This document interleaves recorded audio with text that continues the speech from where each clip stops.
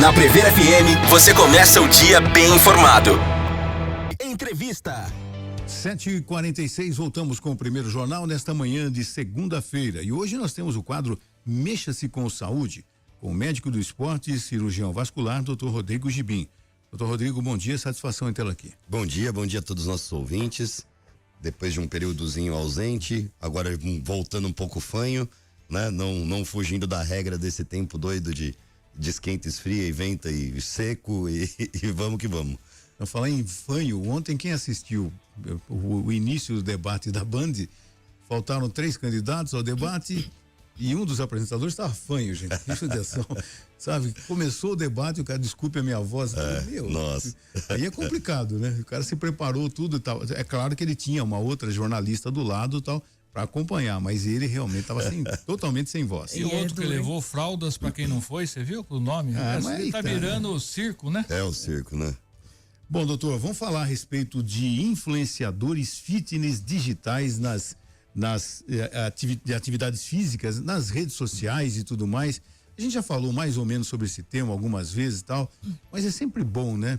Tem gente que fala assim, eu não gosto de academia, então eu tenho aqui no meu grupo de amigos, eu sigo um influenciador que é fantástico, ele tá magrinho.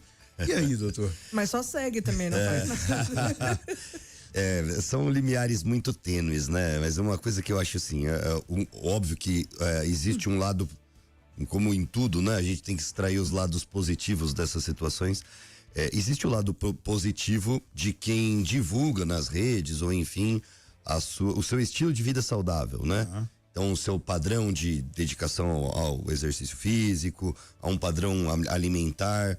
O grande problema é quando existe uma perda de senso desse tipo de abordagem, de divulgar o seu estilo de vida, ou até a particularidade do seu estilo de vida, né? Eu faço isso porque eu tenho um manejo do tempo em relação a isso, né? Pra não criar aquela impressão de aquilo que é o modelo ideal, se eu não tô fazendo aquilo, nunca vou atingir um físico desejado e tal. Mas o mais lesivo é quando ou a pessoa se perde naquela mítica, né, que a ignorância é uma dádiva, né, e ele acha que ele pode ser prescritor de conduta por pressupor que ele tenha entendido a lógica de retornos em benefícios à saúde. E a outra coisa é quando começa a ter um viés comercial, que ainda é mais crítico, né, um viés financeiro em rentabilidade de venda de produtos, venda de métodos, venda de condutas, vendas de consultorias sem a devida formação, né? É o que eu costumo dizer, é muito prático, principalmente para quem tem essas dificuldades, não gosta da academia, não quer seguir uma estratégia nutricional, mas tem essa divinização do que seria um físico adequado, do que seria um estilo de vida a ser atingido, né? Metas meio inalcançáveis das redes sociais.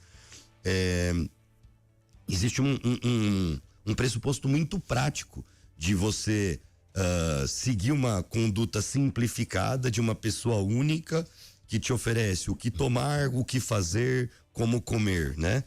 E a gente lembra que se a pessoa quer chegar num físico XYZ, numa treinabilidade XYZ, isso é alto rendimento. E não existe alto rendimento esportivo sem equipe multiprofissional, né? Então, interdisciplinaridade e transdisciplinaridade, né? Ou seja, hoje, por exemplo, vamos volto sempre, né, como exemplo aqui, que é onde tem mais investimento no esporte. Hoje a gente vai pegar um jogador de futebol, uma equipe de futebol. A equipe de futebol tem médico, fisioterapeuta, nutricionista, treinador, tem uma equipe funcionando em saúde para determinado atleta, né? Se a gente for pegar um alto rendimento num esporte olímpico, paralímpico que seja, é uma equipe multidisciplinar. Tem o nutricionista, o fisioterapeuta, o médico, o treinador específico, né, de uma determinada modalidade, o global, né, o famoso preparador físico, enfim, tem as multitarefas, e essa inter e transdisciplinaridade é que retornam em um resultado em performance esportiva, em ideia de estética corporal. Então não existe essa ideia da autossuficiência de um profissional gerar um determinado resultado, ainda mais quem não tem formação específica, né?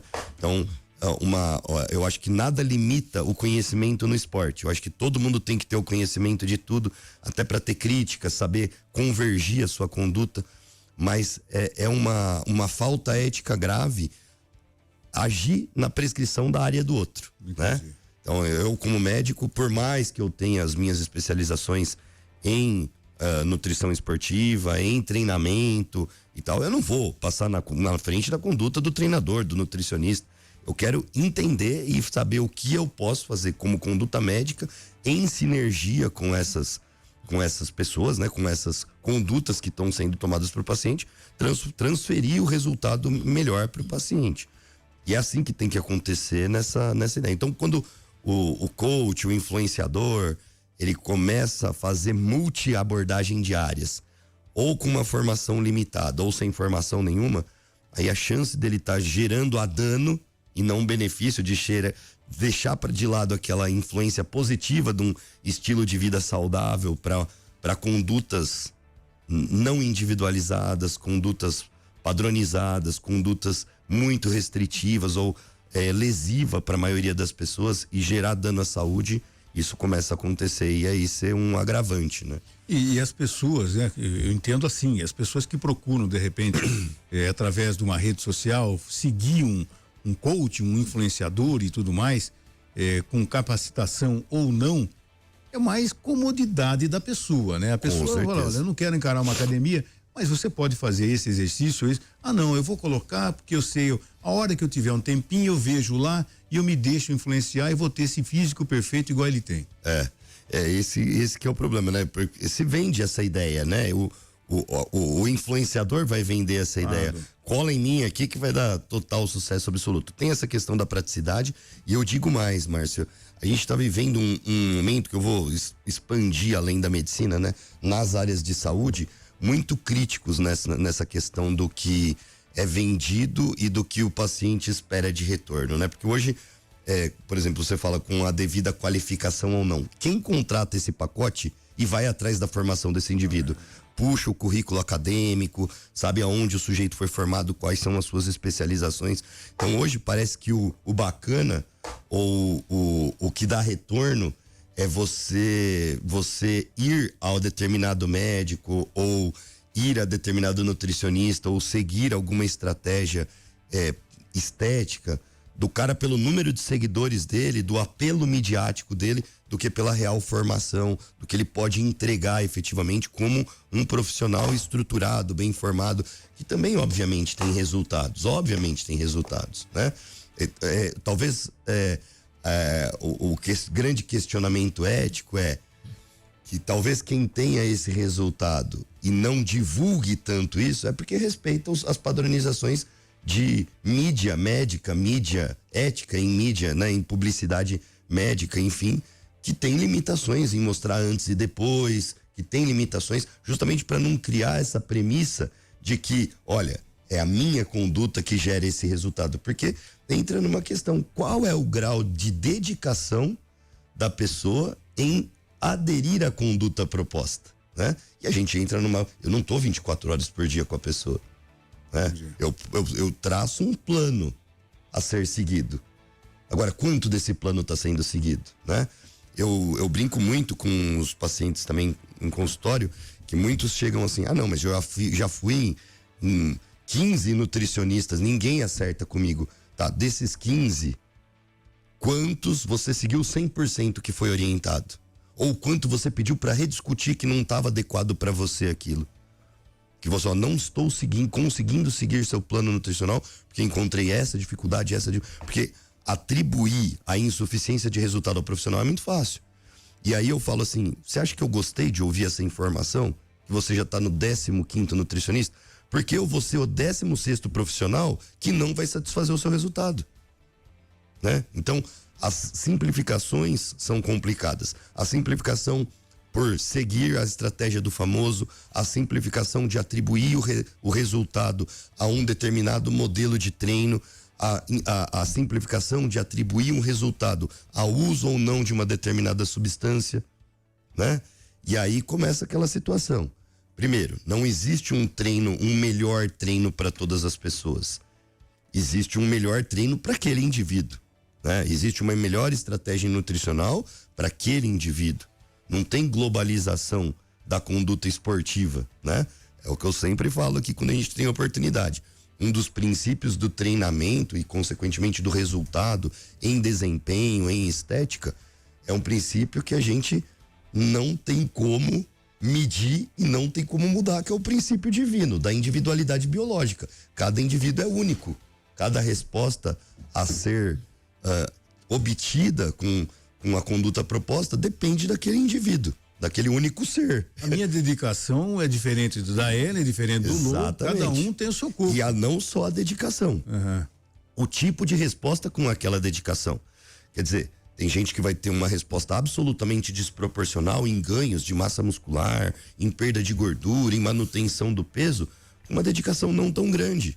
E o outro, para ter aquele mesmo resultado, vai precisar ter o triplo de dedicação, porque entra nos padrões de individualidade biológica, que a gente não tem esse manejo. Então, a gente vai tendo esse manejo com o passar do tempo, em conhecendo as respostas fisiológicas desse paciente e aí sim adequando as condutas, né? Então, eu gosto muito dessa coisa também. Hoje, o influenciador, ele peca numa situação, quando eu falei dessa coisa comercial, né? Dessa coisa em mercantilizar os seguidores, a difusão midiática desse influenciador digital, que é muito comum, desde suplementação a medicamento que não é padronizado, né? Que tem aquele famoso arraste aqui, né? Então, para ter esse shape, arraste aqui. Aí é o princípio do fim. Toda hora, né? Eu acho que os caras, não sei como eles me acham, porque eu acho que eu não faço academia, né? Então, que é pra mim aderir aquele negócio da cadeira, sabe? Aquele negócio. Sim. Não, ó, na cadeira aqui você vai ficar em 30 dias, vai ficar um gatão aqui. E que só basta, precisa ficar sentado quase, né? E aí você vai olhando ali, ele vai perguntando um monte de coisa, isso me irrita, essas coisas. Ah, tá, mas você, menino ou menina? Sou menino. Quantos anos, tal? Depois que você fala tudo, fala, bom, então agora pra você ver, você tem que pagar tanto. Então, né? E aí você já tá lá na frente de, né? E aí, olha que interessante, né? Que você vê que muitos desses influenciadores aí acabam, teoricamente, né? Através da inteligência artificial, quebrando essa ideia. Não individualizo. Porque ele põe umas perguntas padrão e fala: qual a sua faixa etária? Você é homem ou é mulher? O que você pretende com o resultado? Aí ele vende aquela ideia de que, olha, estamos fazendo um plano absolutamente, né? Focado em você pelo seu perfil. Sabe, tudo trincadinho, assim, tal. E ainda assim, quando é uma conduta menos, pode ser uma espécie de um estelionato, né? Vender uma cadeira, um choque, uma roupa. Não é cadeira, um exercício na cadeira. Você só fica sentado e cruza a perna e vai ficar. Então pode ser uma conduta que beira um estelionato, porque enfim, tá fazendo uma relação de troca ali, de compra e venda. Quando ainda é assim, pode ser ofensivo tanto pro bolso, mas não necessariamente para a saúde. Agora, quando a gente vai para uma suplementação indevida, para uma medicalização do processo, isso começa a ficar perigoso, né? Então hoje a gente está muito em voga. Eu tive uma aula que eu dei agora num evento grande um tempo atrás, que foi no Arnold, né? No Arnold Conference, né? Que é durante o Arnold Brasil, né? Que faz parte do braço do Arnold Sul América, tem uns congressos modulares. E eu dei uma aula de peptídeos, né? Hoje está em alta esse tema, que são peptídeos, né? Peptídeos são alguns fragmentos de derivados hormonais proteicos, por exemplo, do hormônio do crescimento, de hormônios que atuam em algum fato do metabolismo, e isso, teoricamente, induziria processos celulares de uma maneira mais segura, porque não teria tanto efeito colateral. Ele tem receptores específicos na célula, então ele age lá num determinado acelerador de um processo de metabolismo. E tem se tido um apelo muito grande de resultado desses peptídeos, só que isso não tem aprovação no FDA. Vai ser a tendência dos medicamentos essa abordagem, né? Por exemplo, hoje o Mounjaro, né? O tirzepatida, o remédio emagrecedor, é um derivado peptídico, né? Ele é extraído lá de uma molécula que tinha na saliva do dragão, não sei da onde lá, de um lagarto, e aí chegaram numa fração né, de uma pequena proteína que tem uma ação similar a alguns hormônios do corpo. Então, existe uma tendência à indústria farmacêutica chegar nessas moléculas. Só que a gente não tem esse retorno ainda para estética, para queima de gordura, para processos metabólicos e para reparo de lesões, que é algo que tem sido vendido por boa parte desses influenciadores. Então, quando começa aquele arraste aqui, clique, joga num link de WhatsApp, que o cara tá te vendendo medicamento, aí começa a ficar perigoso. Porque a gente não vai para um mundo que a gente não tem estudo clínico a respeito desses medicamentos. Então eu não sei o que esperar. Não sei o que esperar de resultado, não sei o que esperar de colateral, né? A experiência que teoricamente a gente adquire com esse tipo de uso é a experiência não, né, obtida através de ciência, mas obtida de acompanhamento do uso underground, do uso de mercado negro, que é o pior tipo de experiência possível. A gente não tem nenhum padrão do que existe no frasco que a pessoa está usando, né? E hoje está muito comum, principalmente dos influenciadores fitness que estão fora do Brasil, falando, aqui é novidade nos Estados Unidos, está todo mundo usando. Aí vai lá, arraste aqui, aí joga num link do WhatsApp daqui, o cara compra um negócio no Paraguai, vende aqui, sabe lá o que é. E a pessoa usa. Usa. Que loucura. Márcio, a gente tem uma situação que é o seguinte, se a gente falar pro cara falar a coisa mais absurda do mundo, tá? Faz, sei lá, come fezes de vaca amanhecida por 5 dias e falar que aquilo vai dar músculo e perder gordura, a pessoa vai comer. Impressionante. É impressionante. O senhor sabe que na última participação sua aqui, muita gente comentou comigo nas ruas, alguns amigos também lá, eu faço pilates agora 2 vezes por semana, tal. Muita gente falou assim, olha, pede pro Dr. Gibim falar mais vezes sobre sarcopenia, porque Botucatu, e eu tenho percebido depois dessa conversa, que você tem andado pelas ruas da cidade e de repente, olha, eu vejo aquela pessoa que mora no bairro que eu moro, ou frequenta o mesmo mercado, ou vai a determinada loja, e de vez em quando eu vejo, eu falei, essa pessoa tá diferente, ela emagreceu, tá? Mas ela tá usando a tal da caneta. Independente se ela tem 20 anos, não precisa emagrecer, a não ser com exercício físico, ou ela tem 60 anos, tal. Estão usando a tal da caneta de maneira indiscriminada. E aí entra na sarcopenia, que foi o tema que nós abordamos aí há 3 semanas atrás. Né? E realmente as pessoas falam assim, precisa falar, porque daqui a pouco vai estar todo mundo fragilizado, magrinho e fragilizado. Esse é um grande medo. Antigamente, quando emagrecia rápido assim, falava, tá com AIDS. Agora não, agora é mundial. Tá canetinha. Isso é um grande medo que existe, né? Em termos de progressão a longo prazo do que será a evolução desses medicamentos emagrecedores, mas eu sempre volto a dizer, é pelo mau uso, não é pelo medicamento. Pelo mau uso. O medicamento é fantástico. É fantástico. O medicamento é seguro, é bom, só que ele tem que... É a velha história. Como todo e qualquer medicamento, ele não substitui o hábito, né? Orientação médica. Além da orientação médica, essa sistematização vai acontecer, infelizmente, até pelo mercado paralelo, né? Então, por exemplo, hoje a Lilly, que é a detentora da tizepatida, que é o mais efetivo que tem no mercado, ela tem a patente da droga nos Estados Unidos, ela tem a patente da droga no Brasil, mas ela não tem a patente da droga no Paraguai. Então, não tem como falar que o Mounjaro do Paraguai não é real, porque não tem patente lá, tá? Só que falta um controle de qualidade e ele não pode ser usado no Brasil regulamentadamente? Não pode, porque tudo que tem que ser usado no Brasil tem que ter Anvisa. Se não tem Anvisa, entrou aqui no submundo, consequentemente não era para ser usado aqui. Né? Então não tem um controle de segurança. Mas vai acontecer. Aquela conversa de boteco que a pessoa fala assim, só não toma Mounjaro quem não tem dinheiro, acho que vai ser a tendência a isso. E a questão é, se a pessoa tem efetivamente um bom comportamento em relação a hábitos alimentares, escolhas alimentares, padrão de consumo de água, consumo de proteína, quantidade de carboidrato, e ela treina musculação, mesmo que seja para um uso estético desse tipo de substância, óbvio, talvez ali com um segmento médico mais próximo, com coleta de exames, avaliando o resultado, pode ser seguro. Tá? Pode ser seguro. Está acontecendo. Tá? As pessoas às vezes não assumem isso, mas tem muito endocrinologista prescrevendo, tem muito ginecologista prescrevendo. Não é aquela coisa assim, nossa, vier picaretagem. Não, o cara tá prescrevendo dentro do consultório. Então, isso está acontecendo nessa busca pelo corpo perfeito. O grande problema, veja, é o que eu volto sempre a dizer, a tirzepatida em si, ela tem sido estudada como ela otimiza processos metabólicos musculares como droga de doping, inclusive, para o atleta. Talvez ela entre na lista proibida do antidoping, em modalidades que o cara precisa bater peso e tal, né?